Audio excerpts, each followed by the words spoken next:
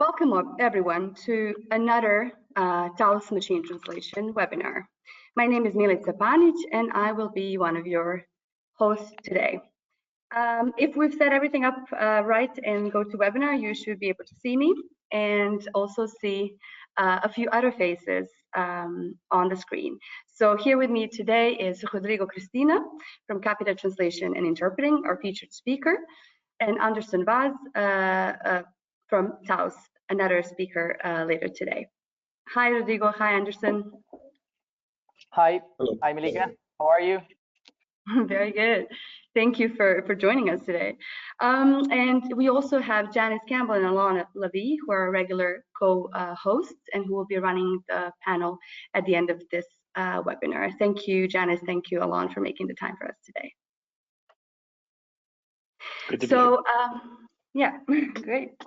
This is the MT webinars from Taos are a platform for all the users, providers, and developers of machine translation technologies out there who have interesting use cases or technology news to share. Normally, we talk a lot about the technology itself, the most recent developments, the data, the different experiment results. But today we'll do we'll talk about a slightly different aspect of machine translation. We'll take a sort of business or financial look at implementing machine translation in a in any scenario. So we'll look at how you can calculate the return on investment and how you can really sort of go into implementing machine translation with confidence. And that is only possible if you have ways to measure and if you also have, you know, the tools to have that tough business case conversation and the budget conversation with your management. So that's what Rodrigo will go into shortly. He'll walk you through a financial model, a model that he sort of adapted and tested internally at Capita Translation Interpreting.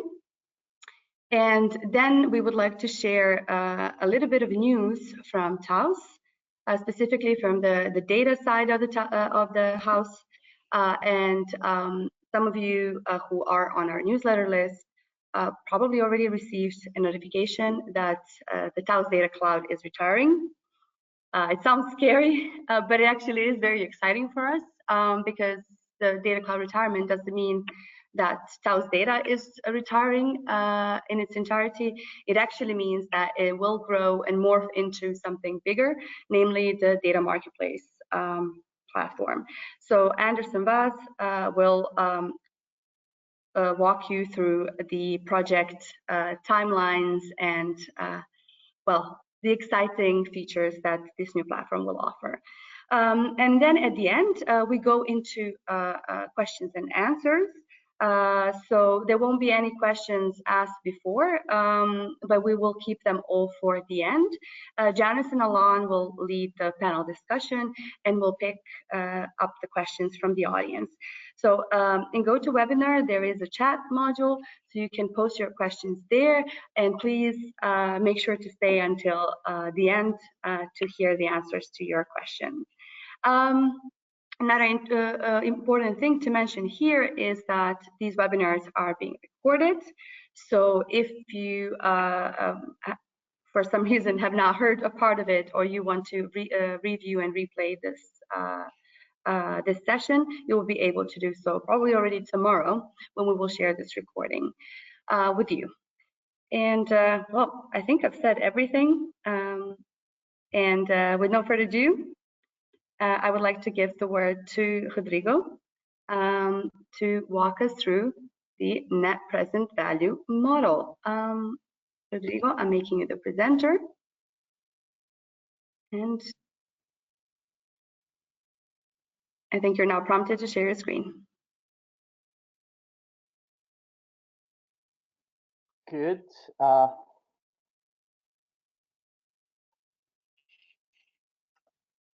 I hope that I'm reaching loud and clear to everyone.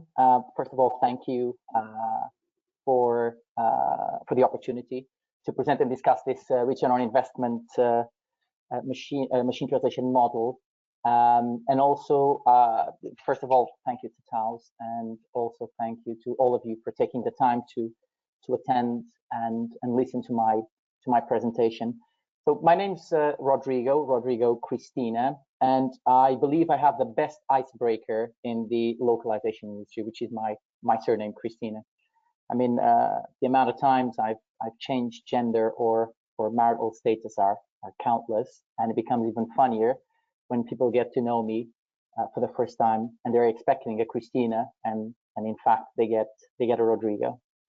On a more serious note, I am a strategic business manager for Capita Translation and Interpreting, which is, you know, a fancy title that I normally break down to a customer localization champion. I've been in the localization industry for about 15 years, and throughout this beautiful and wonderful journey, I've learned that my customer's success is my own success and my company's success. And it was pretty much embedded with this, I would say, spirit of mission that I started looking at solving this common question that many times localization managers and localization stakeholders in general have, which is how do I quantify, or how do I put a number in terms of the return on investment, in this particular case to a machine translation program that I know that in my heart will positively change my localization strategy. So that was sort of the starting point for this model that I adapted and applied to machine translation. But before we get into the model itself, I'd like to briefly, shortly present you the company that I work for, Capita Translation and Interpreting. So we are a customer-loving localization solution provider with a hands-on approach, all about problem solving. And we achieve this with our customers through combining our people, automation, best practices, optimized processes, all of this brewed in a translation ecosystem supported by our homegrown technology, SmartMate and LiveLink. It's important probably to mention that SmartMate is the translation technology suite, which includes both a translation management system and homegrown proprietary machine translation technology that's been around for 10 years, and for the last years it has become increasingly neural. I would say even that neural is probably the new normal. So as you can see, you know, from the slides, Capita is pretty much a one-stop shop for all things localization, as you would probably expect from a mature and established localization partner. When it comes to our machine translation approach and philosophy, first of all, I think the philosophy is quite important, which is we see machine translation as a facilitator, not an end in itself. And I would say that Capita, it's fair to say that Capita lies between the traditional language service providers and the traditional MT developers. So we harvest the best of the two worlds. So we have our own proprietary technology called SmartMate Machine Translation that allows us to customize or to build customized machine translation engines, nowadays typically neural. But on the other hand, we also have access to a very large pool of specialized linguists that do post-editing. So in all fairness, Capita offers a full end-to-end machine translation solution for our clients, and that is sort of how I started thinking about building this machine translation return on investment model.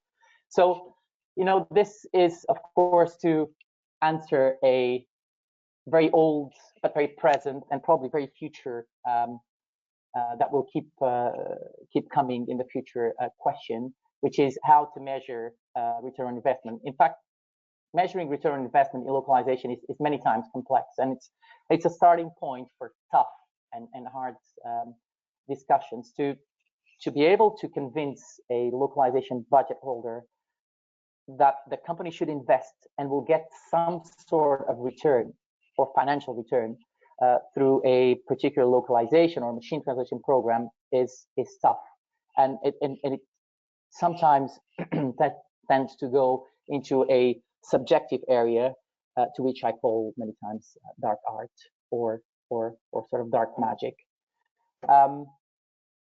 As I have a bit of the dark art in my pre-localization life due to my finance and sort of business background, I decided to make an attempt to make everybody's life slightly easier when talking to the budget holders. On the other hand, I also deal with a number of global machine translation programs for Capita's clients, for Capita's global clients. And part of my job is to convince them that that deploying machine translation into their localization workflows makes sense from a financial and from an economic standpoint. So, and the reason for it is quite simple. Many times I would get into discussions with our clients, and they would ask, "How do I sell this internally?" So the idea is to allow a better quality and more quantifiable discussion and business case for whomever needs to present machine translation as a solution. So I looked at a number of investment project investment valuation models or frameworks, and I chose this one because it's I think it adheres and it can reflect better a number of things that are proprietary to machine translation technology. So give you a very brief overview of this, the net present value. It's been around for a long time. It's widely used in a number of investment cases. It is extremely well quantifiable. So hopefully it will generate better quality business cases whenever presenting machine translation as a solution. Hopefully it will produce easier conversations, and hopefully also localization managers will be able to secure more times the budget that they require. One thing that I need to make sure that everybody understands, this is not a silver bullet, but it's just, and hopefully, a clear framework to discuss return on investment with budget stakeholders. Yeah, and that's my ultimate goal, to contribute for a better world.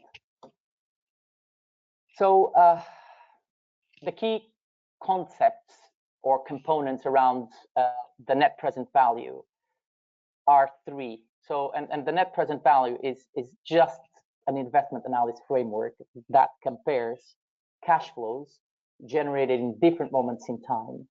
It's as simple as that. It has three main components: the initial investment, which I normally call the number to beat; the cash flow, which represents the difference between revenues and savings and running costs of your investment, in this case, machine translation; and the discount factor.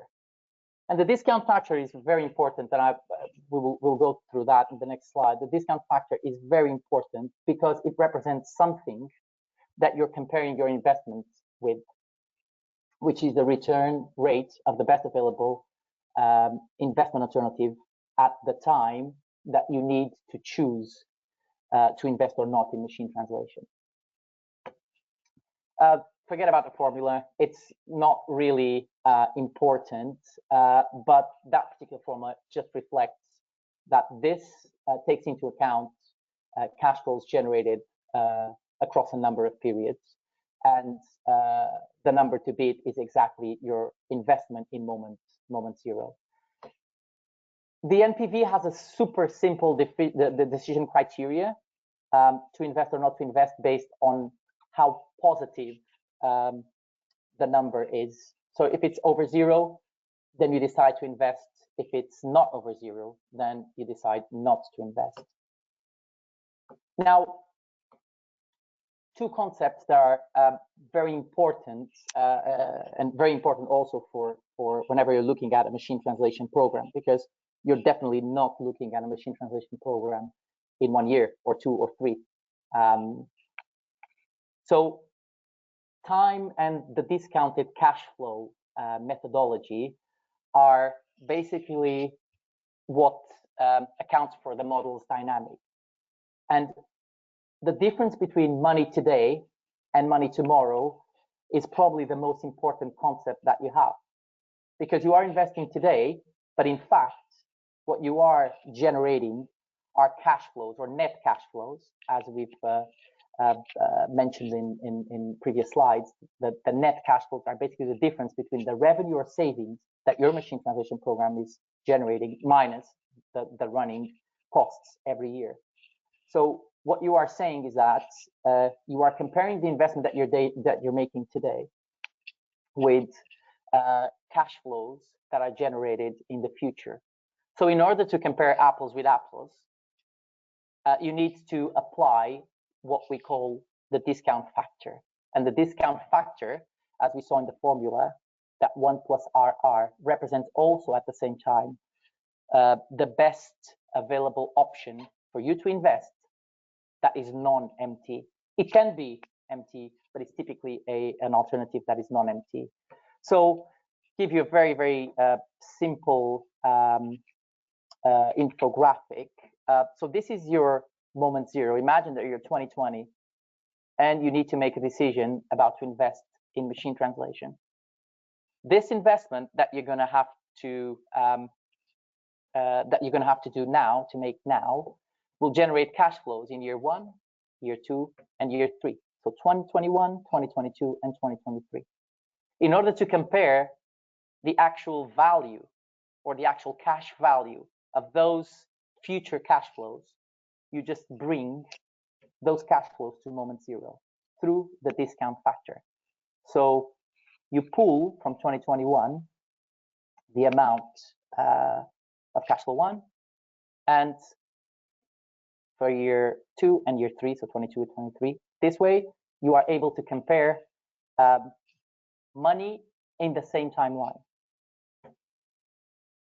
So I decided to bring something that we probably can relate to, a quick example to help us understand better the model before we get into the application of the model to machine translation. So imagine that you have 100,000 euros available today, and you are interested in investing that money, and you have 3 options: house to rent and to sell in 20 years time, to invest continuously those 100,000 euros starting today for 20 years in the stock market, or deposit that money in a bank for 20 years. Because you're not a risk fanatic, you decide that most likely you'd prefer to invest in a house to rent and sell it afterwards. And that means that the maturity of your investment is 20 years for a house. And different investments have different maturities, as even within machine translation programs. So this is your cash flow now. So your initial investment, your I0, is 100,000. Your cash flow, as you can see, you're going to get 600 euros of rent and 100 euros of running costs monthly. That will generate a net cash flow monthly of 500 euros, which will then be 6,000 euros per year. So that is your cash flow. Okay. Now imagine as well that your bank offers you 5% interest for your 100,000 euros during those 20 years. So this becomes your discount factor. This is your best available investment alternative when you have to make this decision, which is today. So how does this look? So as you can see, your initial investment is 100,000 euros. Your cash flow, yearly cash flow or annual net cash flow is 6,000 euros. And the return rate of your best available option, which is the bank deposit interest rate that the bank has given you for the next 20 years, is 5%. So this is the formula that is used to calculate the net present value of the house investment across the 20 years. Now, bear in mind that there is one additional factor at the end, which is the selling price of the house that you've estimated in 25,000 euros more than today in 20 years' time. So what happens, as you can see there, you have 100,000 euros, which are today, which are related to today. So in 2020, this is the money that you have to spend to get your house bought. And then you have every year for the next 20 years, 6,000 euros of cash flow that represent the difference between your monthly rent and your monthly running costs, plus what we call a residual value, which is the market value of the house in 20 years' time, so in 2040. So the only thing that you have to do is apply this discount factor and bring all those cash flows, including the price for which you're going to sell the house in 20 years, to moment zero, to compare with the investment that you're doing today. So this is the result of that particular investment in 20 years' time. One thing that's also important to mention is you can make this model as complicated as you want, and you can include as many items as you wish in both the initial investment as well as your annual net cash flow. And the accuracy of this particular model and how it will direct you to invest or not to invest is depending on the way, of course, you estimate your investment and your annual net cash flow. Very well. So how does this apply to machine translation? So we've gathered the three concepts around the net present value. So you know that you're going to have to spend money in order to deploy a global machine translation program and to deploy machine translation into your localization workflows. So these are the typical costs. There are potentially more than that, but as you can see, these are quite common costs that you would expect to incur in the beginning or in the start of deploying or analyzing or evaluating your machine translation program. So you're going to have, typically an annual license cost. You might incur in hosting costs. If there are particular features that need to be developed, those will be also coming out as a cost and part of your initial investment.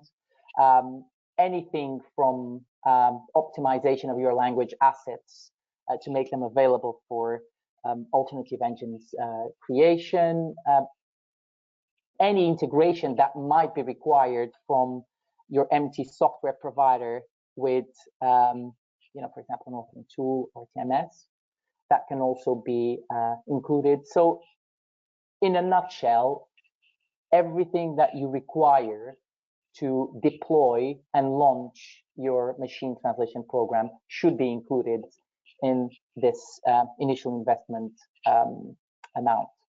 Now, as we've seen in the house example, hopefully, and with a very, very high degree of certainty, you will get some return and savings from your global machine translation program. The two that I've added there, which are, one is quite obvious and has to do with a potential discounted rate that you will get from applying post-editing machine translation to your content.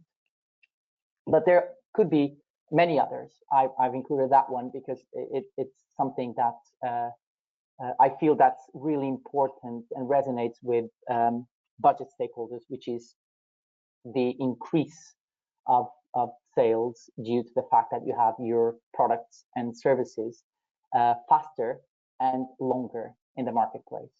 Now, you're going to have absolutely, and that's undeniable as well, you're going to have annual costs. And those annual costs could be anything from retraining of the existing engines to adding particular features that once the machine translation program gets going, you realize that you need.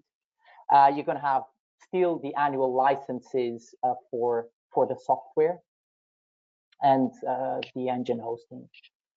So this should be your cash flow. Now, the question now, when you have to determine if you're going to invest or not in machine translation, is okay, if I don't invest in machine translation, what could I, in alternative, as an option, invest the funds that I have potentially available for MT on in order to improve my current localization setup? So anything from an authoring tool to a massive operation of cleaning and optimizing your language assets. If you have, for example, an internal based or internal translation model, the return of hiring additional translators, in-house translators, and how much would that impact in terms of savings your localization structure. So hopefully you will be able to put a number in the return rate of your best available option. So this is the framework of the net present value applied to machine translation or to the deployment of a machine translation, a global machine translation program, including the initial cost, the revenues and savings generated across time, and also the discount factor, which will allow you to compare in the same timeline the cash flows and your initial investment. I decided to bring a case, a client case, which I think also it is important. As you can see, this is a very mature localization user and buyer. So it's a large European manufacturer with a global footprint. It localizes into over 20 languages, and it had experienced a peak in their in their top 10 languages over the last year or so. So as you can see, there's a lot of the boxes when it comes to maturity with buyer maturity are ticked. But where do you go from there?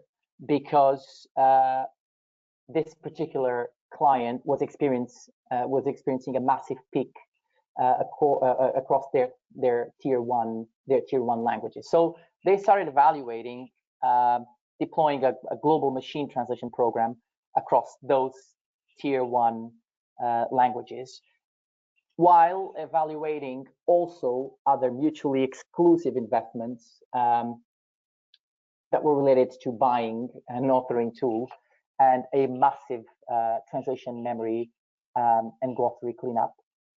So they wanted to have a basis to sell the global machine translation program internally. And that's where we came in and we helped our customer in achieving this. As you can see, these are concrete numbers here. These are the list, or this is the list of items that were considered across those across those 10 languages. And the total initial investment across all those 10 languages was 75,000 euros. So that was the initial investment that particular client had to incur to deploy machine translation across those 10 languages. As we know, we're in the second component of the model. We would expect out of the investment that we've done in machine translation that this investment would generate annually revenue. So the expected annual savings as a consequence of the discounted new word rates through post-editing machine translation was 25%, was estimated in 25%. So that brought every year 90,720 euros across all 10 languages. Also, as a consequence of applying machine translation to the localization workflow, everything in the vendor side became a lot more efficiently from a project management perspective. So the project management fee decreased from 5 to 3%, which also generated 6,910 euros of savings. So the total on the positive side of the cash flow, or if you prefer to call it running benefits, was 97,630 euros per year.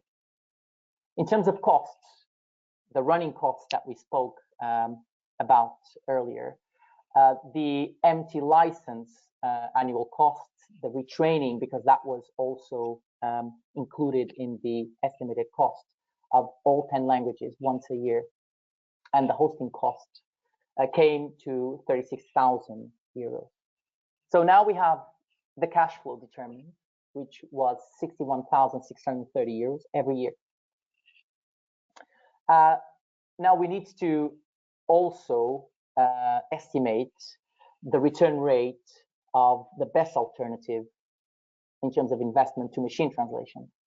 And we estimated with our client that the new authoring tool that they were thinking about buying, bear in mind that the investment in these alternatives is exactly the same, the 75,000 euros, as in machine translation. So the investment in this new authoring tool and the major review and cleaning the translation memories and glossaries would result in a 22% better matching. And that would save, in turn, 8% of the budget. So this became your discount factor. So the return rate of the best available option at the time.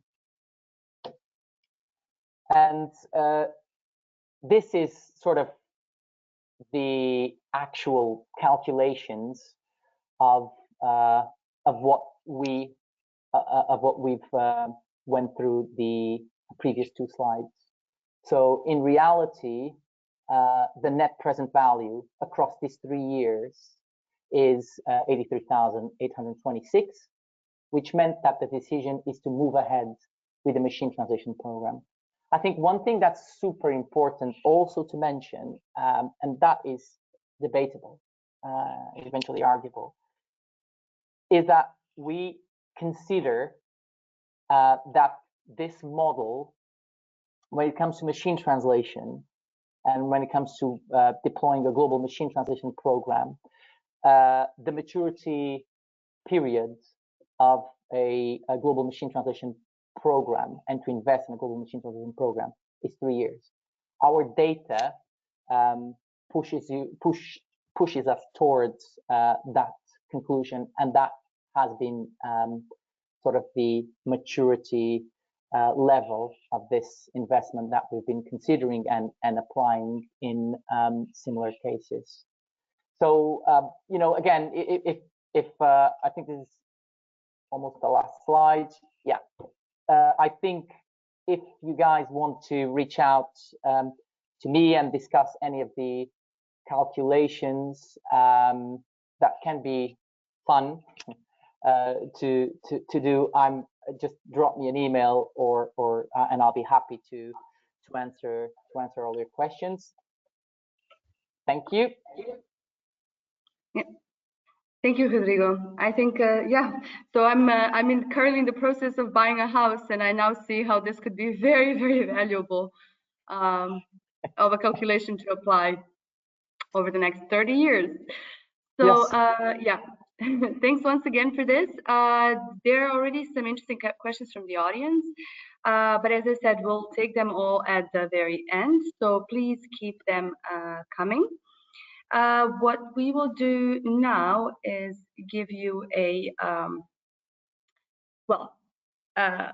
few announcements. The biggest one being the fact that the Taos Data Cloud is retiring, which again I would like to say is not a scary thing, is only a good thing. But what I'll do in the next couple of minutes is explain why that is, what that also means for the Taos data users, and then my colleague Anderson will tell you what the Taos Data Cloud is going to morph into later this year.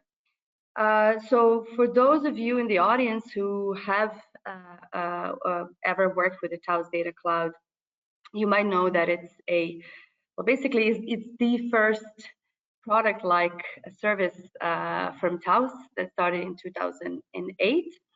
And it was sort of based on the idea of sort of a community, a collaborative effort of sharing translation memories for the benefit of everyone in the industry. Back then, statistical machine translation was still very much used, and such a sharing that Data Cloud enabled was actually very useful for the early users and developers of machine translation. Now, 12 years later, or 11 years later, in 2019, as Taos Data Cloud went through a few series of changes, changing its technology, but also going through a massive cleaning in 2016, when we removed almost half of the 73 billion words that were in the data cloud. So it went down to 35 billion words. Yeah, so after the 11 years of its existence, we realized that we've got more and more of the potential downloaders of data, so those who really needed bigger volumes of data, but not so many of the data uploaders anymore. And aside from that, Taos Data Cloud was a simple document level search, and it very much relied on the user provided metadata. So the things like the content type or industry were metadata provided by the users themselves, and we had no easy way of verifying these things without going through an extensive effort on every single document. And then again, reciprocal upload and download worked quite fine for the very beginning, but then people were wondering, okay, but if I have data to upload, but I don't really need to download, can I earn some money from it or not? So that was not the case, and well, that led us to think of better ways to serve the language data to the Taos users, and it led us to the project that we'll go into in a moment, which is a data marketplace, so more of an open market leveraging and trading of language data, which has the main objective, and that is to really get as many sellers out there and fill the gap of the underserved low resource languages as its primary goal. But what that also means is that the data cloud as we know it today is retiring. So what you see here on the screen is a timeline of the specific features of the data cloud that we will phase out by the end of this year, so starting from the 31st of October. So when the data search will not be available anymore.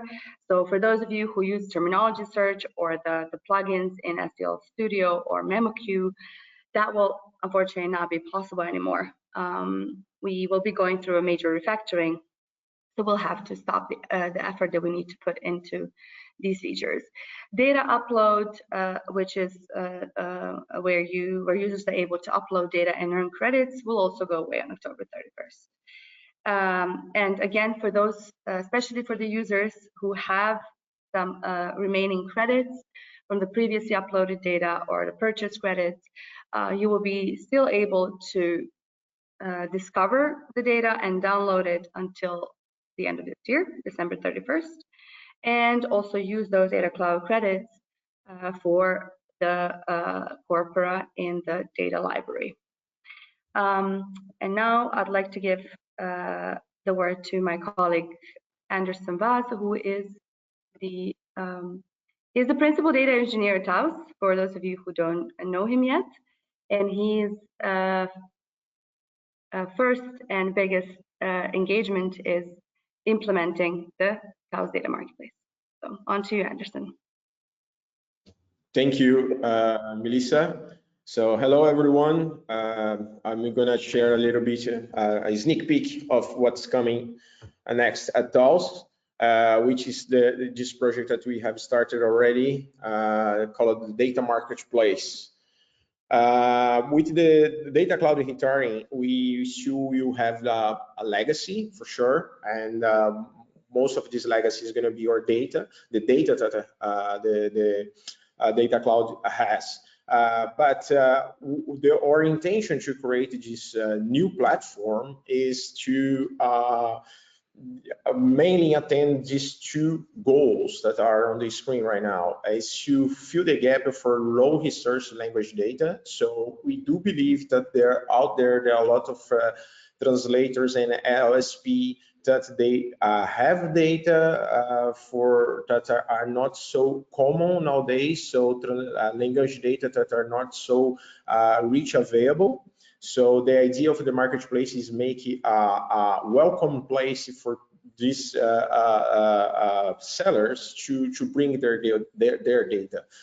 And adding to that, just not offering the data itself, we will enhance the data, we will clean the data, we will make this data high quality.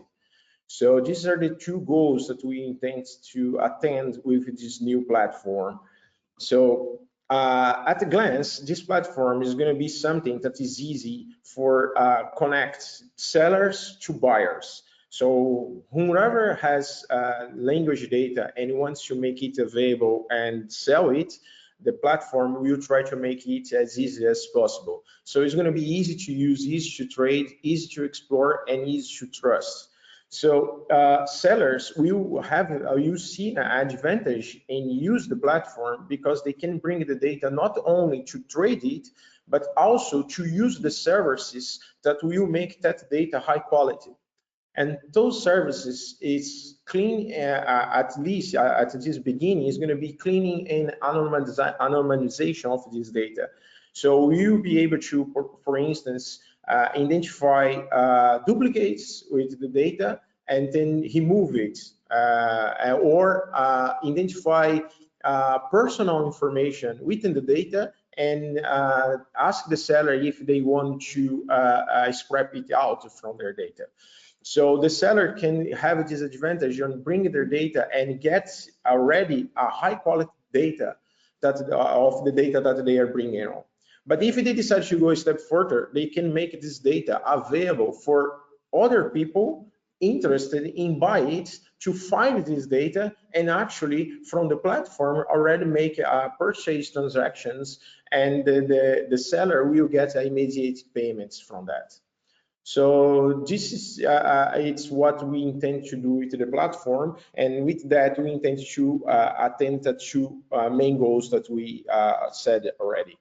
So talking about the services, the main services that the platform will offer, we will have like data cleaning, data normalization, and data clustering.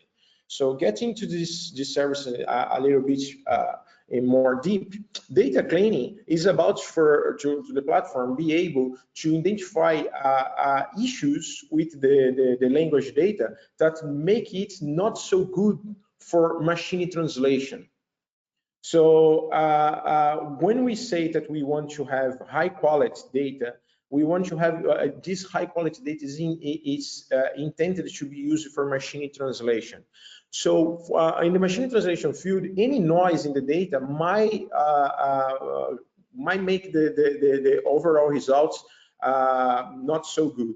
So we will be able to, within the platform, identify things like language inconsistencies. Let's say that we have a set of segments, but and the segments is intended to be a translation from English to Italian, but actually not all segments follow this pattern. So it's not all segments are English to Italian. They might have also English to French, for instance. So you'll be able to detect that and suggest to the seller to remove this data. Also, typos in language that it's very common. So the platform will identify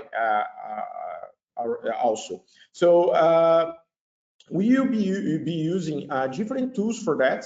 We are at this moment evaluating which tools we will actually have in place. But all the tools that we are evaluating at the moment, they follow the high standards within the industry, and they are cutting edge. So with that, we believe that we are going to have a good accuracy on our cleaning process. Another service that we are going to offer is anonymization, which is the capability to identify things that might be sensitive within the data, and this might not be ideal to expose it to the overall public.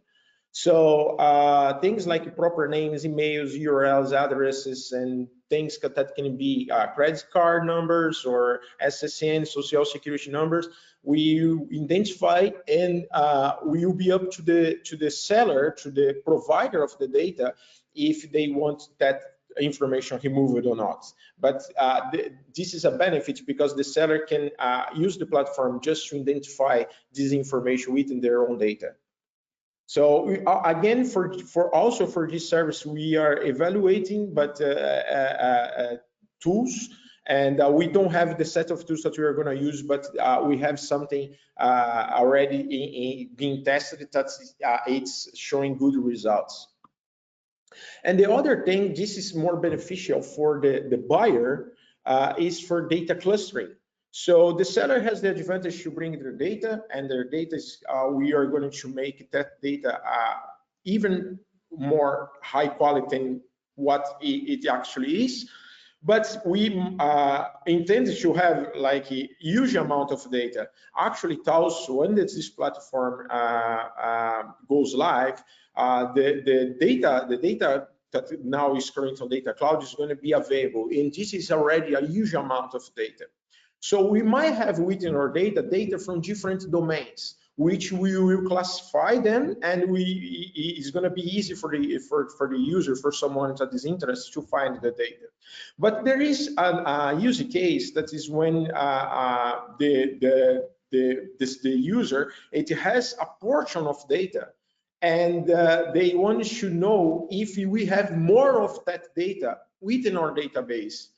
So data clustering is all about that. It's allow a user to bring their own data, a piece of it, an example of their data, and make a search using this example. And then the platform will return all the data available within the platform that matches with this example provided. So this will allow the buyers to easily find their data in a more reliable way. So here you have a brief workflow of how the platform essentially will work, essentially the main modules that we have. So it's all about publishing, exploration, and purchase. all of data. So it's publishing of data, exploration of data, and purchase of data. So unpublishing is someone that has data that wants to trade it, or even just anonymize or clean. We will upload the data. The data is going to go through initial quality check, and then we will do the anonymization, but we will not change the data in any way if the provider of the data doesn't want that. So it's going to be up to the provider, and then the provider will also define the price for their data. So it's going to be up to the provider to say whatever price they think that is best for the data. But the platform will help the provider in suggesting a price for their data based on the rarity of that data. So this is also going to be something very useful for someone that wants to bring their data but is unsure on how to price such data. And then there is the publishing. When the publishing happens, this data is going to be available for exploration. And exploration will take place in two ways. One is just simple. Everyone is going to be a public feature where everyone will be able to come and try to explore, see what kind of data the platform has. Things like it just provide like a language pair, English to Farsi, and see how much of that combination the platform has. But the other one is the one that will be more beneficial for the buyers, which is the buyers will be able to provide an example of the data that they are interested, and then get back all the data that the platform contains that matches with the example. Have if some interest happens from that, then a purchase transaction can be initiated, and then the data is going to be available right away to the buyer, and the seller is going to get the payment from the data right away as well. So here it's more or less what I already explained in the clustered search. So is the data clustering. So is a sample submission, and then we matching the sample with your own data. We filter what actually matches, and then we present what we have, what the platform has that matches with the provided sample.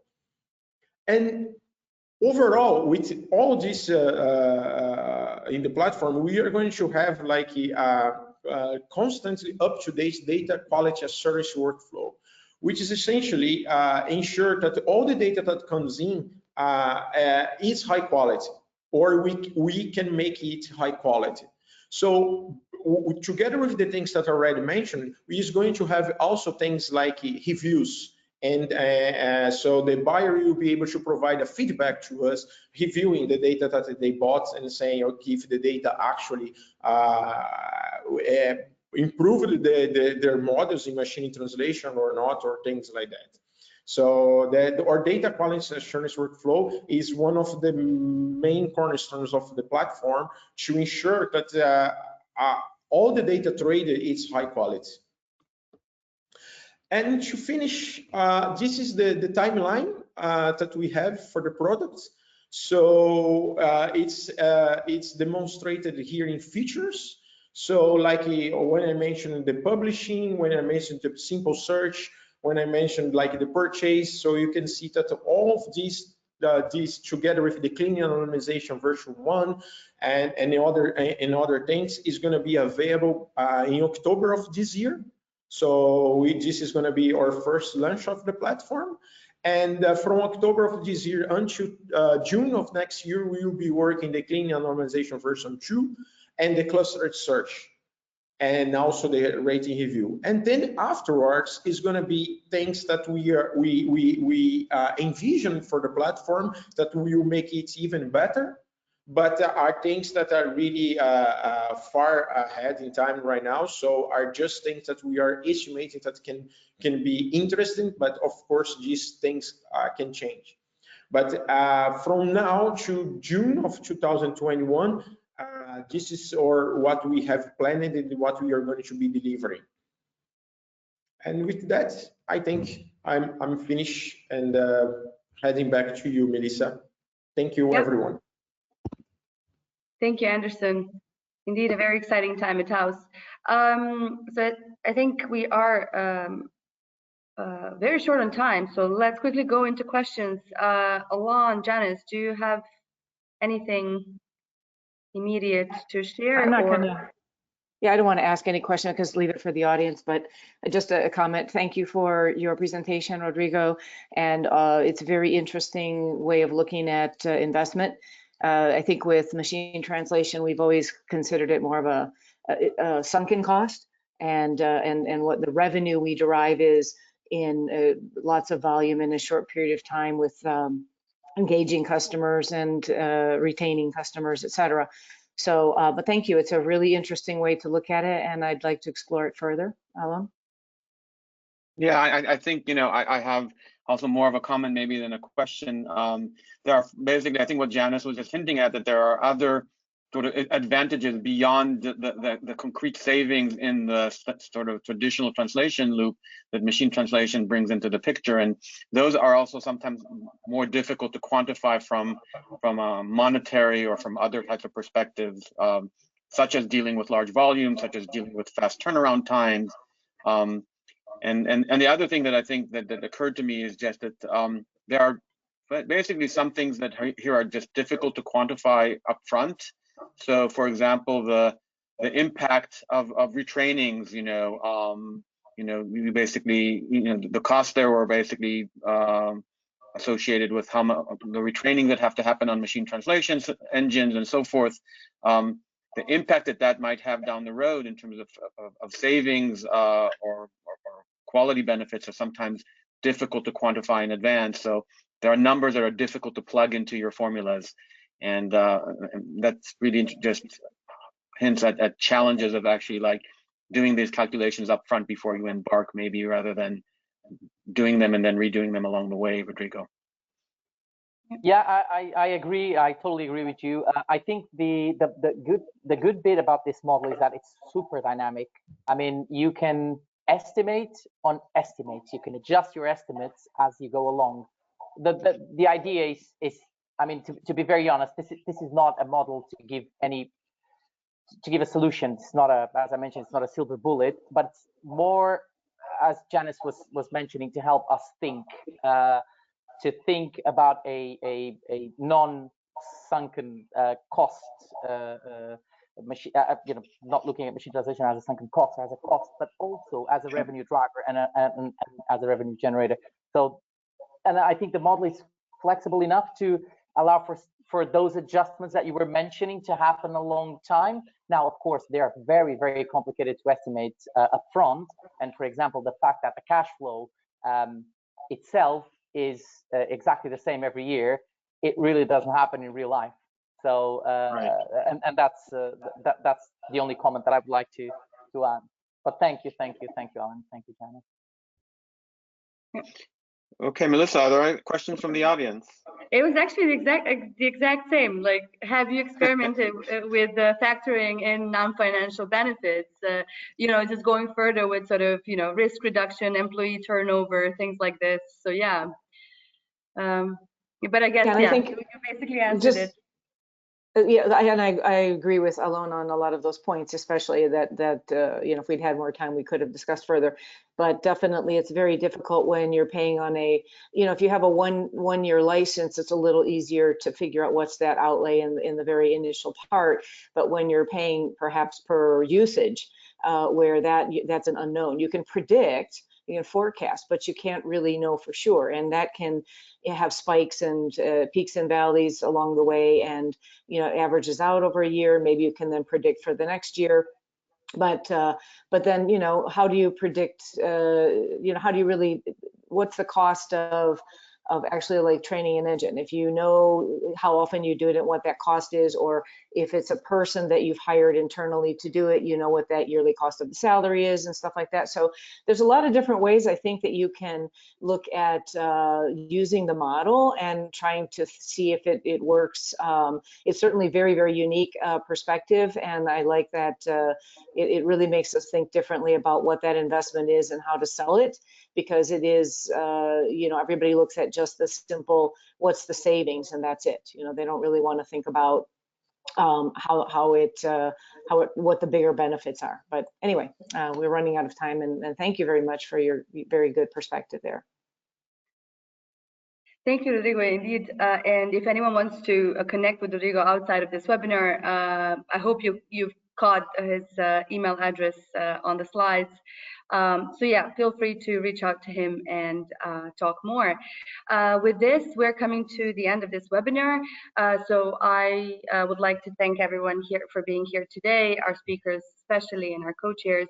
If you have an empty case that you'd like to share, or if you have a question that you would like us to find a speaker for, please reach out to us. We're always on the lookout for new things to talk about. And then next machine translation webinar will take place on July 30. So you might have noticed that we've taken sort of this last Thursday of the month as our standard date. And I will reveal that it's going to be in Tento. Won't say what it will be about, and more is to come. So keep an eye on our newsletter. Well, with that, I would like to thank you all once again, and I'm wishing you a healthy and good rest of the week and the upcoming weekend. Thank you. Thank you very much. Bye-bye. Bye.